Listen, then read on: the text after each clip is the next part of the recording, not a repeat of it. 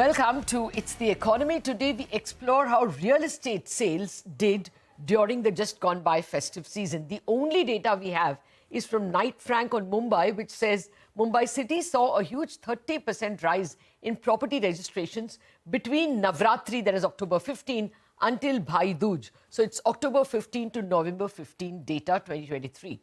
However, Q2, that is the quarter ended September, was actually somber. The largest listed company, DLF, reported only an 8.6% sales growth over the previous year. And for the entire industry, the 9 months, Jan to September, saw a decent 23% rise for the top 7 cities. This is data according to Knight Frank. As for prices, Anarock data shows that over the last 3 years, the compounded annual growth in home prices is at best 10%.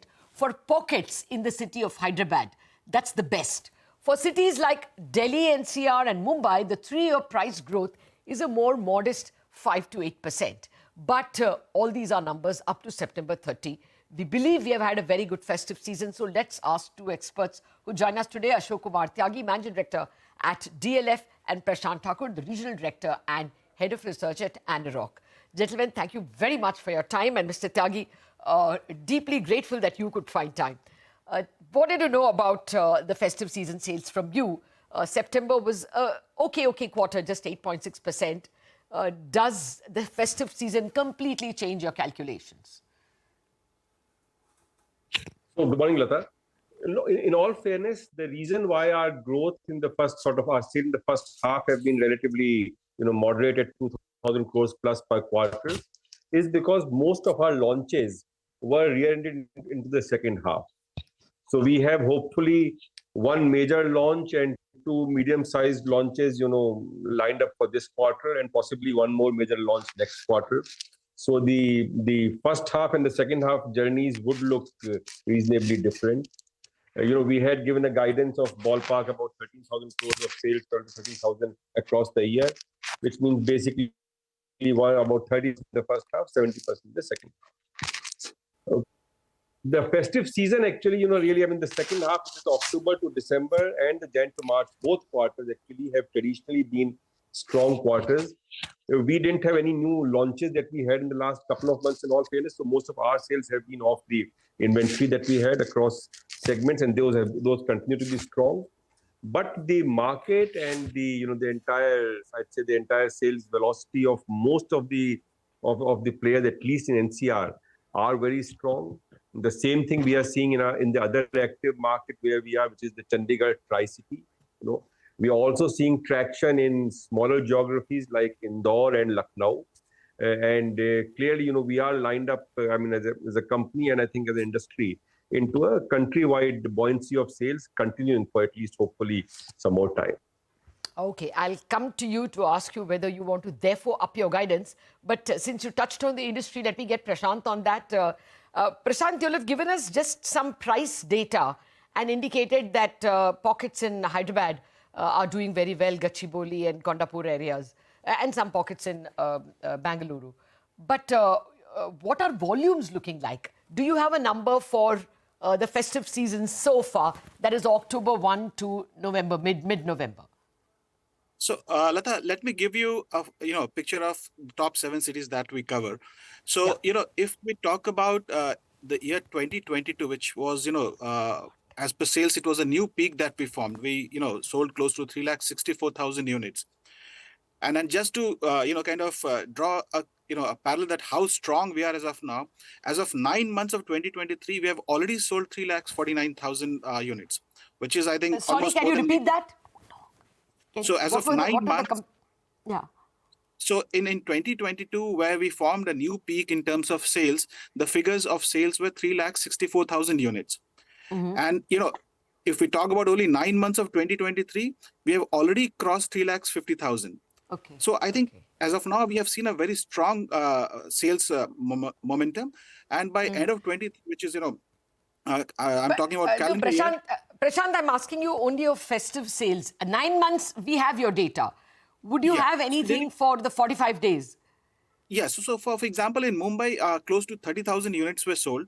And, the reason festive season, if you compare to last quarter was, kind of more of flat because we are talking about a very strong quarter. And, one subjective input that I would like to give here is that during festive season, people this time have taken a lot of vacation also. So inquiry is pretty strong. And as a result, what we feel that, those inquiries that were open during festive season will get closed by the end of this Later. quarter. So the Fair momentum point, fair remains point. strong. In my opinion, whatever, based on in terms of footfalls that we have seen, this festive season was pretty strong. Okay. Pretty strong and kind of, a lot of interest were there, a lot of new Okay, launches. I have get happened. that. So in my Deals opinion, weren't closed probably, but inquiries were strong. Let me get Mr. Tyagi in on that.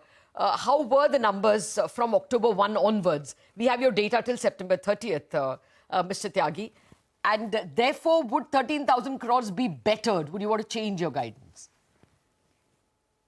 Okay. So in all fairness, I think, we have always maintained now, at least the last 2 quarters, that the 13,000 crores has hopefully a realistic chance of an upside risk, if you will. I think it's largely driven by the launch policies. And we should have our first major launch in the next few weeks, and then hopefully followed by at least one major and two medium scale launches. And I think, 13,000 is what we have definitely guided.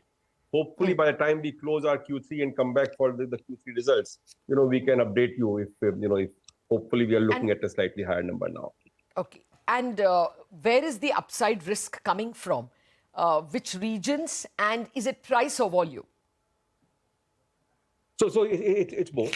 Our primary zones of operations, at least for this fiscal, continue to be Gurgaon, Delhi, and Chandigarh. Those are three primary geographies that we are. In Gurgaon, clearly, I saw the Anarock data of 5 to 8%, but at least in our case, I can comfortably say that the last 3 years have seen, I'd say, consistent double price increases across most of the segments that we operate in the NCR region, for sure.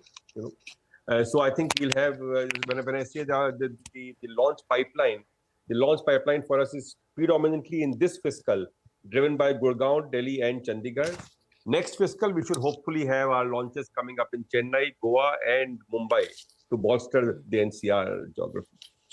Okay. Prashant, if you can come in terms of whether it was, you also put out a report on luxury sales doing extremely well, I think 115% or something. How are the next two, mid and affordable, doing? Is there any buoyancy there at all? Unfortunately, affordable is still struggling, which is, 40-45 lakhs and below. But if you talk about price segment between 80 lakhs to 1.5 CR, I think that's where the real momentum is. That's the sweet spot. And I think that's driving the major absorption across the market. And this trend is seen across the 7 cities that I'm talking about. Okay. Mr.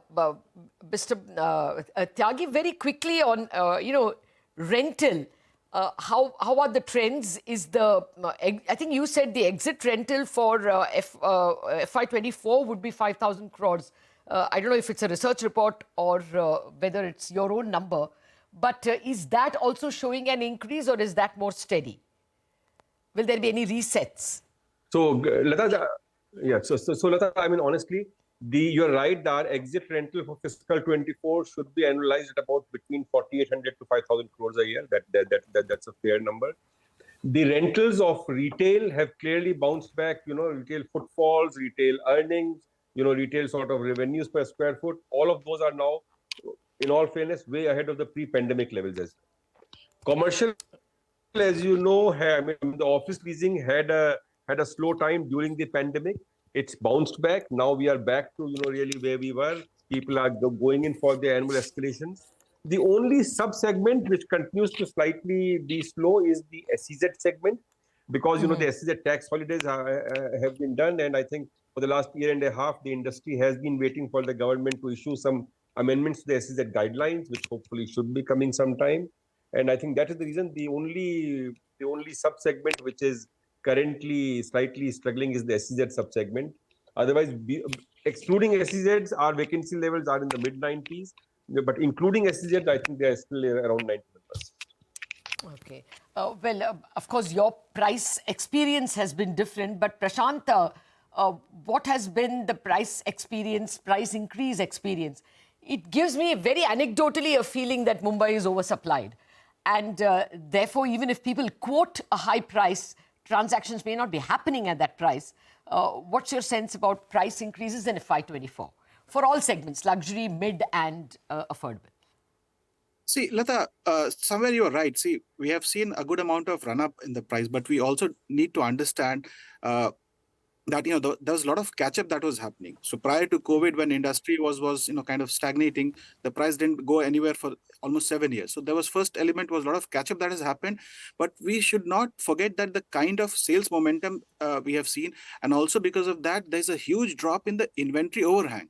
So today we are talking about an inventory overhang of only 17 months, which at one point of time used to be 56 months. That was the peak.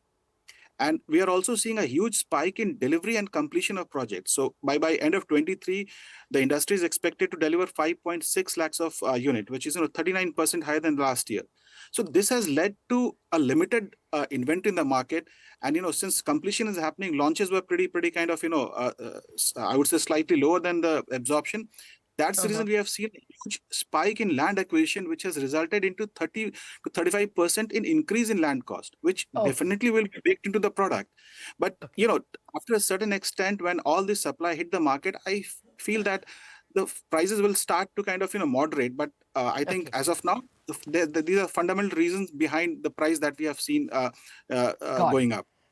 Got it. A slightly longer term question for you, Mr. Tyagi, and I'm absolutely running against time. You were evaluating a 147 million square feet land bank development, and we appear to be still at early part of the real estate cycle. So can you give us a slightly longer term guidance, say over a couple of years, up until FY25 at least? No. So clearly, I think, in all fairness, in today's market, at least for somebody with a big land bank like us, the only limit to growth is the execution and the contracting pipeline. Really, the demand in that sense is pretty deep for sure. So we are not looking at any land acquisition significantly, to the point that was made. But clearly, if there's something contiguous happening near our geographies or in some micro market where we are particularly interested, then we would look at.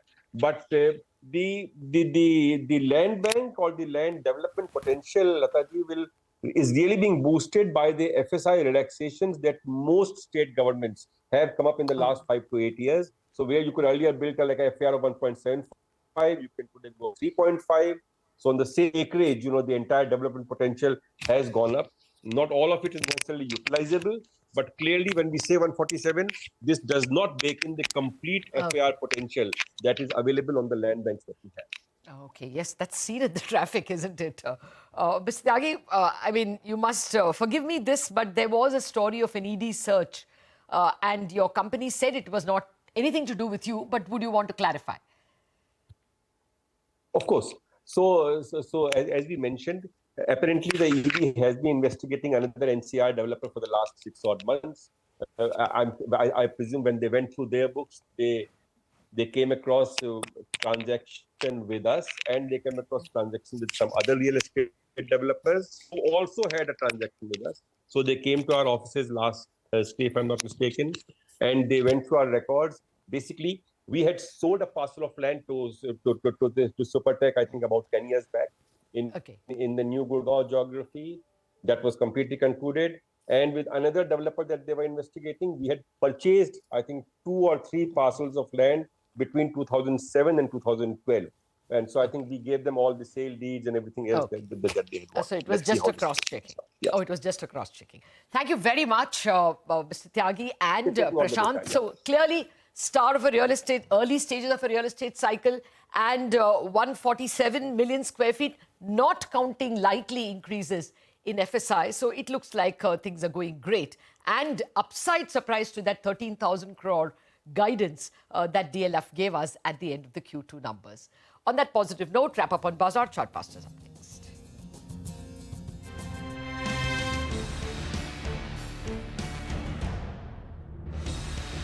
4 walls